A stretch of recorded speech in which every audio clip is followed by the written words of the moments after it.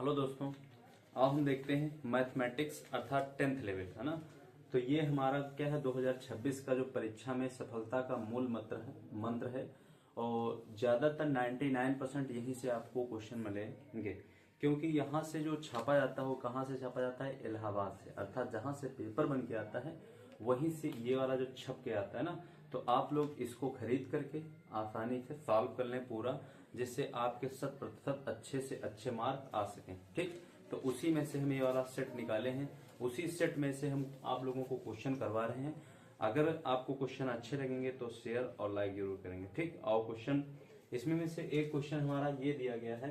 तो क्वेश्चन में क्या लिखा है कि P जो बिंदु है, बिंदु A और B, तो मान लेते हैं कोई बिंदु यहाँ पे A होगा, यहाँ पे क्या होगा B, और इसके मिड पॉइंट में क्या है आपका P बिंदु है। ठीक, A के जो निर्देशांक हैं वो कितने दिए गए हैं, 1/2 और कितना 3/2।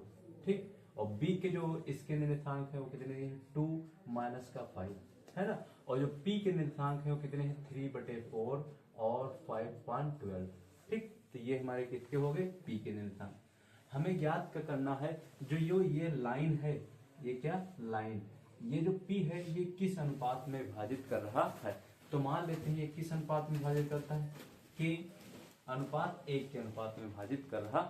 ठीक, तो दो बिंदुओं जो अंतः बिंदु काटे जाते हैं, क्या अंतः बिंदु ना, तो वहां पे जो सूत्र बनता है हमारा क्या बनता है, x और क्या y।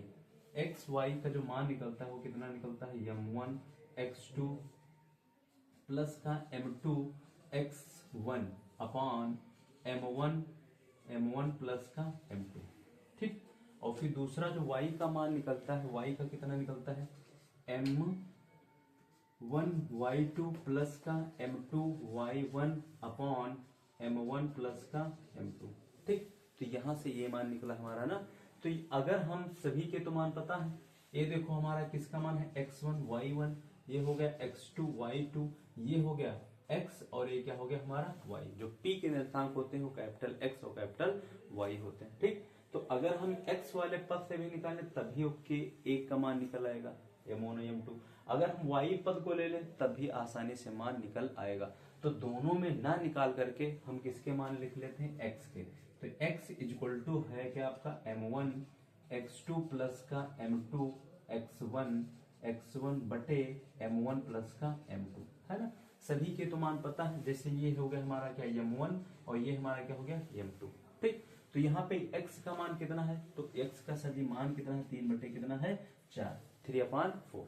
अब m1 का मान कितना है, तो m1 का मान कितना हो गया हमारा k, और x2 का मान कितना है, तो x2 ए देखो लिखा, x2 का मान कितना हो गया हमारा मल्टीप्लाई 2, फिर प्लस का चिन्ह लगाएंगे। m2 का मान कितना है, तो m2 का मान कितना हमने माना है 1, और मल्टीप्लाई x2 का x1 का मान, तो x1 का मान कितना है हाफ, 1 बटे कितना 2। ये बड़ा ब्रैकेट लग गया आपका। m1 का मान कितना है k, और m2 का मान कितना है 1 है। ठीक, अब इसको हम सॉल्व कर लेते हैं। अब ये वाला पद इस तरफ भेज देते हैं, तो ये वाला जब पद इस तरफ आएगा, या फिर इसको थोड़ा एक स्टेप बढ़ा लेते हैं, तो इसके हर बराबर करने के लिए क्या हो जाएगा 2k, तो 2 2 जा 4k, और प्लस का कितना हो गया 1 अपॉन कितना 2। ठीक, और इसके जो पूरे बटे में है आपका k प्लस का 1, तो ये 2, ये देखो किसमें है, नीचे आ जाएगा, तो ये जब नीचे आ जाएगा तो 3 बटे कितना 4 इक्वल टू 4k प्लस का 1 अपॉन 2 और k प्लस का 1। अब देखो ये वाला किसमें है, डिवाइड में, तो इस तरफ आएगा, मल्टीप्लाई में हो जाएगा, तो इस तरफ देख लेते हैं। तो यहां से क्वेश्चन बन जाएगा आपका 3/4 मल्टीप्लाई 2, क्योंकि डिवाइड में है, इक्वल टू क्या हो जाएगा 4k प्लस का 1 अपॉन k प्लस का 1। अब देखो ये डिनोमिनेटर है और ये डिनोमिनेटर है ना, तो 2 2 जा 4। तो यहां से अब हम क्रॉस मल्टीप्लाई कर लेते हैं, 3/2 इक्वल टू 4k प्लस का 1 और k प्लस का 1, क्रॉस मल्टीप्लाई कर लेते हैं ना। तो k को 3 से मल्टीप्लाई करेंगे तो 3k, और फिर क्या हो जाएगा आपका 3 हो जाएगा। अब इसको इस वाले डिजिट से मल्टीप्लाई कर देंगे, 4 2 जा 8k, और फिर 2 1 जा 2, 2 1 जा 2, 2 1 जा 2। ठीक, तो यहां से देखो ये वाला बड़ी डिजिट है तो इस तरफ भेज दो, और ये वाला इस तरफ आ जाएगा, तो 3 ये इस तरफ है, माइनस का हो गया, ये 8k और ये उस तरफ जाएगा तो माइनस का 3k। ठीक, तो यहां से 3 में से 2 निकल, सब्ट्रैक्ट दिस 1 बच जाएगा, और ये 8 से 3 निकलेगा, कितना हो जाएगा आपका 5k। अब ये इस तरफ अगर आएगा तो 1 बटे कितना हो जाएगा 5 इक्वल टू कितना k। ठीक, तो k का मान हमारा कितना निकला, k का मान कितना निकला 1/5। कितना लिखा 1/5। हमने मान क्या रखा था k अनुपात 1, और यही हमारा क्या था m1 और m2 का अनुपात था। तो k का मान कितना आया सर जी, k का मान है 1/5 अनुपात 1, तो ये इस तरफ आएगा तो 1 अनुपात कितना आ जाएगा आपका 5 is the right answer. m1 और m2 क्या हो जाएगा 1 अनुपात 5। ठीक, तो ये वाला क्वेश्चन हमारा सॉल्व होता है ना। एक हमें अच्छा सा क्वेश्चन दिखा हाइट एंड डिस्टेंस का। ठीक, हाइट एंड डिस्टेंस इसी में है आपका। आप लोग कमेंट में जिसको जिसको पेपर चाहिए था हम यूट्यूब पर एक सेट बना करके डाल देंगे, जिससे आपके 20 रुपए या 15 रुपए नहीं जाएंगे ना। तो आओ हम इसी में है एक और क्वेश्चन, हाइट एंड डिस्टेंस का अच्छा क्वेश्चन है। उसमें क्या कहा गया है, एक मकान के आधार के बीच एक आधार की चोटी का उन्नयन को, जैसे मान लेते हैं एक मकान बना हुआ है। ठीक, किसका मकान होगा, तुम्हारी चंपा का मकान होगा ना, है ना। तो यहां से एक मीनार है, मीनार थे। ठीक, तो ये मकान का उन्नयन कोण, चोटी का उन्नयन कोण, जैसे मकान की आधार थे तो मकान जैसे जहां से आधार है यहाँ से एक चोटी है, इसका जो उन्नयन कोण, उन्नयन मतलब का ऊपर की ओर देखना। ठीक, तो ये कितना हो जाएगा आपका 60 अंश है। कितना है आपका 60 अंश। ठीक, फिर ये क्या कहा गया है, और मकान के शीर्ष से उसी मीनार की चोटी का उन्नयन कोण कितना हो जाता है आपका 45 अंश। कितना हो जाता है आपका 45 अंश। तो यहां से नहीं, अगर इस वाली चोटी को देखें तो कितना हो जाएगा आपका 45 हो जाएगा, 45 अंश हो जाएगा। ठीक, चोटी का उन्नयन कोण कितना हो जाता है 45। तो मीनार और मकान के बीच की दूरी कितनी है, अगर मान लेते हैं ये मकान है तो ये होगा हमारा का मीनार, इसके बीच की दूरी कितनी है आपकी 30 है। कितनी है 30 है। ठीक, दिख रहा है ना, तो कितनी है आपकी 30। तो इसको मान ले B, तो इसको मान ले C, इसको मान ले D, इसको मान ले कितना E। ठीक, तो हम सबसे पहले ट्राइंगल में अगर देखें तो ट्रिक ना लगा करके, क्योंकि ये कितने नंबर का 4 नंबर का, तो हम क्वेश्चन को सॉल्व करेंगे। ठीक, तो ABC त्रिभुज ABC में इसमें थीटा इक्वल टू कितना हो गया आपका 60 degree, theta equal to 60 degree. ठीक, और इसका आधार कितना है आपका, वो कितना है 30 मीटर। कितना है 30 मीटर। ठीक, हमको क्या निकालना, परपेंडिकुलर अर्थात लंब निकालना, लंब इक्वल टू डॉट।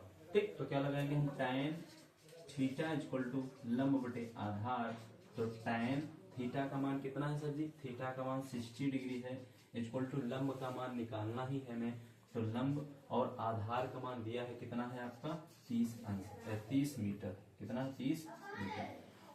tan 60 का मान कितना होता है सर जी, रूट का 3 होता है, इक्वल टू L/30। तो ये इस तरह मल्टीप्लाई हो जाएगा, तो 30 रूट का 3 इक्वल टू कितना L।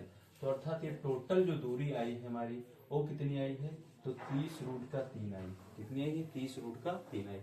लेकिन हमें टोटल दूरी के साथ साथ हमें ये भी बताना है क्या, कि जो मकान है किसका, चंपा का। ठीक, मान लेते हैं चंपा का मकान है, तो चंपा का मकान की ऊंचाई भी आपको बतानी है ना। अभी तो आपने मीनार की ऊंचाई बताई, कितनी है 30 रूट का 3। तो ये चंपा की मकान की ऊंचाई, तो हम अगर ये वाली दूरी निकाल लें, और पूरी दूरी हमें पता है, पूरी दूरी हमें पता है, अगर ये दूरी निकाल लेते हैं तो पूरी दूरी से ये वाली दूरी सब्ट्रैक्ट कर देंगे तो ये दूरी हमें पता चल जाएगी। फिर ये वाली दूरी के बराबर क्या होगी, ये वाली दूरी, अर्थात चंपा का मकान की दूरी हो जाएगी। ठीक, तो आओ समझते हैं। ये वाला 30 है तो ये भी हमारा कितना होगा 30 मीटर ही होगा, है ना। ऐसा तो नहीं है 30 मीटर ही रहेगा ना। अब इस वाले ट्राइंगल में देखते हैं त्रिभुज DEC और E में थीटा इक्वल टू कितना हो जाएगा 45, थीटा इक्वल टू 45।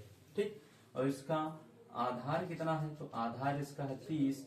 तो लंब हमें ज्ञात करना है। ठीक, लंब हमें ज्ञात करना, तो लगाएंगे क्या, tan थीटा इक्वल टू लंब बटे आधार। तो tan 45 इक्वल टू लंब का मान कितना है, हम मान लेते हैं P है, कितना है P, ठीक। तो P बटे A का मान कितना है, A का मान सर जी 30 है, tan 45 का मान होता सर जी कितना है, तो tan 45 मान होता है 1, तो 1 इक्वल टू P अपॉन कितना 30, और 30 से इससे मल्टीप्लाई होगा, 30 इक्वल टू कितना हो गया P। तो ये वाली जो दूरी निकल गई कितने निकल गए, 30 मीटर निकल गई, कितने निकल गए 30 मीटर।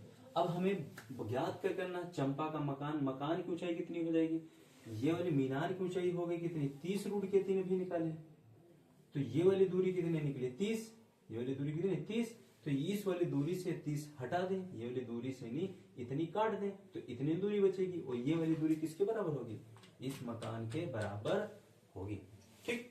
तो लिखेंगे क्या, मकान, मकान की ऊंचाई, ठीक। तो मकान की ऊंचाई कितनी हो जाएगी, मीनार की ऊंचाई, मीनार की ऊंचाई माइनस का 30 मीटर, मीनार की ऊंचाई माइनस का 30 मीटर।